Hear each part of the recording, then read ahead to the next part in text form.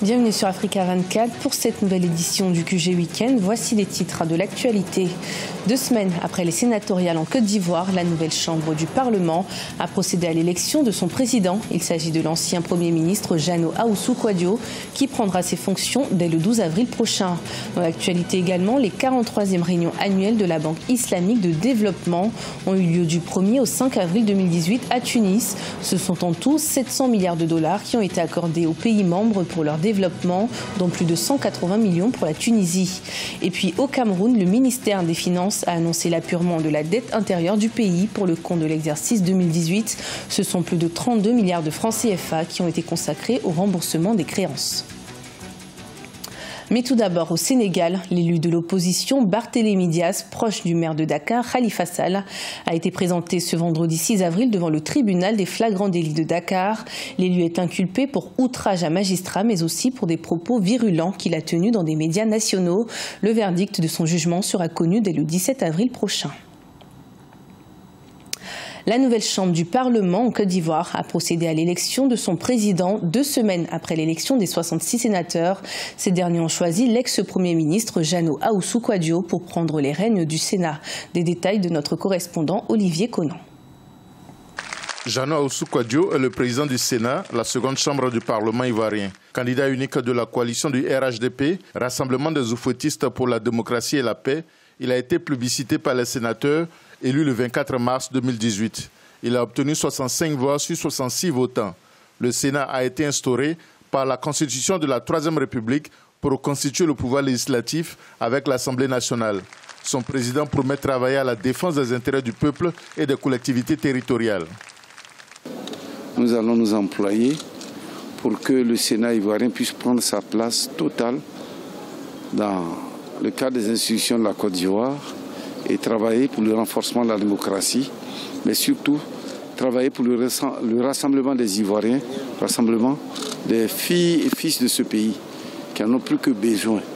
Car on ne peut bâtir un pays que dans la concorde, dans l'union et dans la fraternité. Les nouveaux sénateurs sont prêts à démontrer l'intérêt de la création de cette nouvelle chambre du Parlement par la qualité du travail législatif. Certains regrettent que les femmes ne soient pas représentées en grand nombre au Sénat. Et le message que nous voulons avoir à la Côte d'Ivoire, c'est un message d'efficacité et d'union. Parce que nous savons que sans l'union ni la paix, nous ne pourrons pas développer le pays. Nous devons à la génération future une Côte d'Ivoire réunifiée totalement dans son concept, dans sa vision, dans sa direction. On n'est que 8 sur 66 pour le moment, mais on se dit que l'espoir est permis et que la prochaine fois on sera un peu plus, sans compter que le président va nommer 33 sénateurs et on espère qu'il emmènera certaines... La composition du Sénat ivoirien n'est pas encore complète. Le président de la République doit nommer 33 nouveaux sénateurs, une prérogative que lui confère la Constitution. À noter que le Sénat compte pour l'instant 50 membres issus du RHDP et 16 sénateurs indépendants. Les partis d'opposition ont boycotté le scrutin du 24 mars et ne sont pas représentés au Sénat. Pour les observateurs, la nomination de membres de l'opposition donnerait plus de crédibilité au Sénat ivoirien. Du 1er au 5 avril 2018, la Tunisie a accueilli les 43e réunions annuelles de la Banque islamique de développement, une manifestation qui s'est tenue en présence du président de la République et du chef du gouvernement tunisien. Ce sont en tout 700 milliards de dollars qui ont été accordés aux pays membres pour leur développement, dont 180 millions pour la Tunisie. Le point avec Gladys Mwamba. 184 millions de dollars, c'est le montant des accords financiers signés entre la Tunisie et la Banque islamique de développement aux 43e réunion annuelle de l'institution financière à Tunis. Une aubaine pour la Tunisie qui a adopté le 2 avril 2018 la loi baptisée Startup Act qui vise à dynamiser l'écosystème des startups tunisiennes. La promulgation de cette loi est en conformité parfaite avec les orientations de la Banque islamique de développement qui a lancé un nouveau fonds baptisé Transform doté de plus de 500 millions de dollars. Le soutien de la Banque islamique de développement vers la Tunisie se confirme. L'institution financière soutient l'économie l'économie tunisienne dans plusieurs autres secteurs, à savoir l'énergie, la santé, l'éducation ou encore le développement du secteur privé. Des investissements qui auraient atteint 3,2 milliards de dollars selon les autorités tunisiennes. La BID a décidé de donner un coup de pouce en termes de sous, d'accord, mais en termes de financement, mais aussi en termes d'indication de l'orientation que la Tunisie devrait continuer à suivre. Investir dans l'industrie d'intelligence n'a pas de limite, n'a pas de frontières. Les plus motivés, les plus travailleurs, les plus intéressants réussiront. Et s'il y a un début d'une autre Silicon Valley à El Ghazala, eh bien la BID aurait joué un rôle important, non pas quantitativement par les masses d'argent qu'il met là-dedans, mais surtout qualitativement.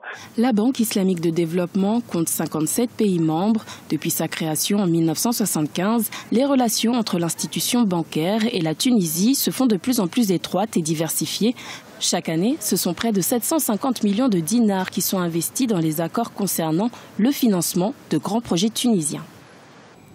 Au Cameroun, le ministère des Finances a annoncé l'apurement de la dette intérieure pour le compte de l'exercice 2018. L'État a consacré une enveloppe de plus de 32 milliards de francs CFA pour le remboursement de ses créances auprès de ses partenaires économiques et financiers locaux. Une opération qui vise principalement la dette contractée pendant l'exercice 2016. Nathalie Mort. L'État du Cameroun consacre une enveloppe de plus de 32 milliards de francs CFA à l'apurement de sa dette intérieure. La redistribution financière enclenchée par le gouvernement concerne des créances comptant pour les exercices 2016 et antérieurs.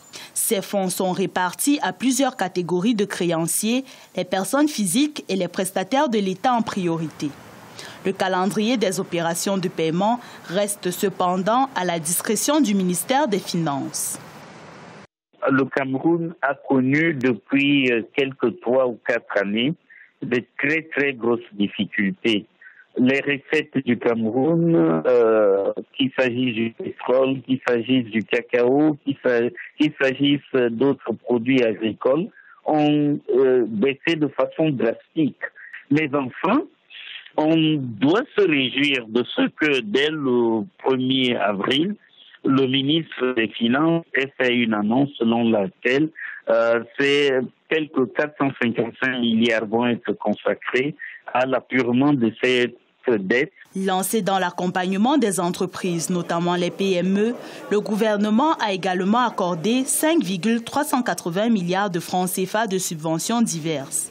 Cet apport vise à préserver les emplois au sein des établissements bénéficiaires. Par ailleurs, ce paiement aura, à en croire des experts économiques, l'effet de booster le capital confiance de l'État en tant que partenaire économique de premier ordre. On peut espérer que des impôts vont être payés, même si c'est de façon insuffisante.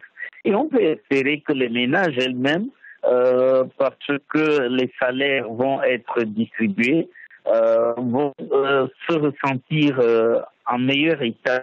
L'État camerounais s'est engagé dès l'année 2017 à apurer sa dette intérieure. Pendant cet exercice, les performances au titre du paiement de la dette intérieure avaient connu une hausse de 29,5%, passant de 351,9 milliards de francs CFA en 2016 à 555,6 milliards de francs CFA en 2017.